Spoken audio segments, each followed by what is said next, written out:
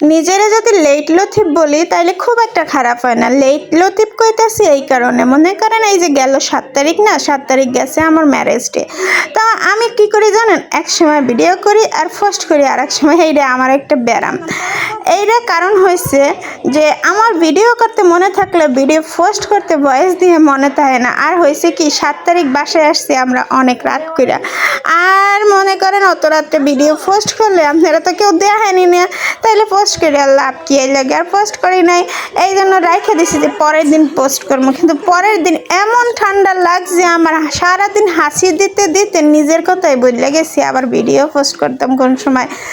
আহার আসি মধ্যে কথায়, এই 7 তারিখ ম্যারেজ ডে গেছে কিন্তু কোনো প্ল্যান্স প্রোগ্রাম ছিল না। ভাবছিলাম যে বড় হয়তো ভুলে টুলে গেছে।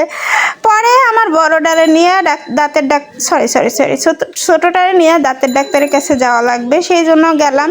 তো আমার বর কিন্তু মনে মনে রেখেছে যে যেহেতু দাঁতের ডাক্তারের কাছে যাচ্ছি সেহেতু একটা খাবার দাবারের ব্যবস্থা করাই যায়।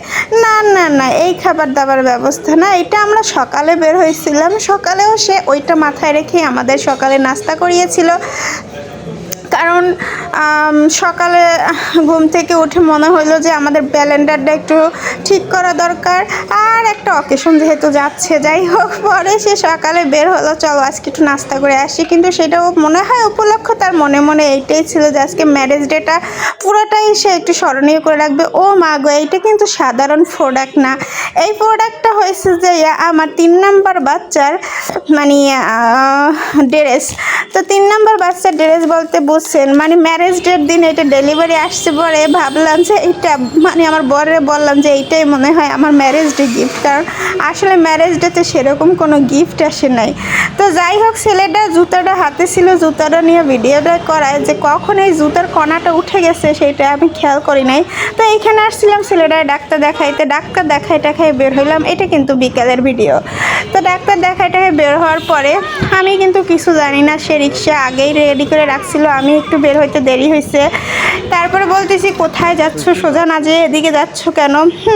তো আমার ছেলেও ফটর করতেছে, বাবা চলো, কারণ তার ফেভারিট জায়গা হলো এই যে ধানমন্ডির হারফি, এই জায়গাটায় তার একটু যেতে খুব ভালো লাগে, কারণ এইখানে কিডস জোন আছে। আর এর আগেও আমি বহুবার এইখানে কিডস জোন সহ ভিডিও পোস্ট করছি, কারণ বাচ্চারা খেললে ওই ভিডিওটা আমার খুব ভালো লাগে, মানে মনের মতো একটা ভিডিও হয়। যাই হোক, আমার বাচ্চা তো আমার কাছে মনের মতো হবে, আপনার বাচ্চার ভিডিও আপনার কাছে মনের মতো হবে। আসলে মানে বাচ্চারা দুষ্টুমি করলে সেই ভিডিওগুলো করতে হয়তো বেশি ভালো লাগে।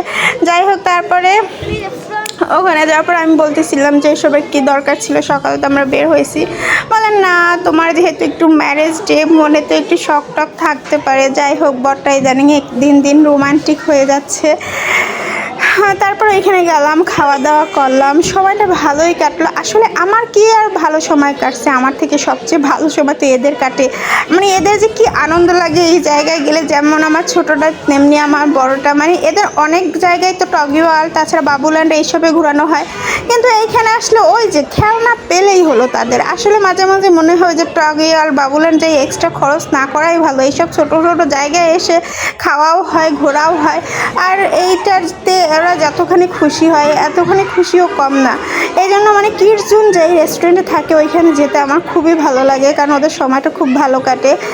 আর ওইখানে যে বাচ্চারা ছিল সবাই অনেক দুষ্টুমি করতেছিল, তারা পুরো ফ্রেন্ড হয়ে গেছিলো, একটু সময়ের মধ্যে অনেক মজা করতেছিল। আর এই ফাঁকে আমার ছেলেও ছোটোটা কি করতেছে, এক একটা আন্টি বানিয়ে নিচ্ছে, মানে এক একজনের সাথে সে পরিচয় হচ্ছে, তার কাছে গিয়ে বসতেছে, গল্প করতেছে। মানে সে এখন খুব বেশি এনজয় করে সব বিষয়। আগে তো খুব কান্না করতো, কারো কাছে যেত না, কোলে যেত না, মানে তার বিষয়টাই ছিল একেবারে অন্যরকম। সে আমার কোল ছাড়া কারো কোলে যেত না, কিন্তু ইদানিং সবার সাথে মেশে আনন্দ করে। এই জন্য আমি একটু শান্তি পাই যে যাক, সে অন্তত সবার সাথে মেশা শুরু করেছে। তো এইভাবেই আমার সারা দিনটা কাটলো খুবই আনন্দে। এরপর একটু গিয়েছিলাম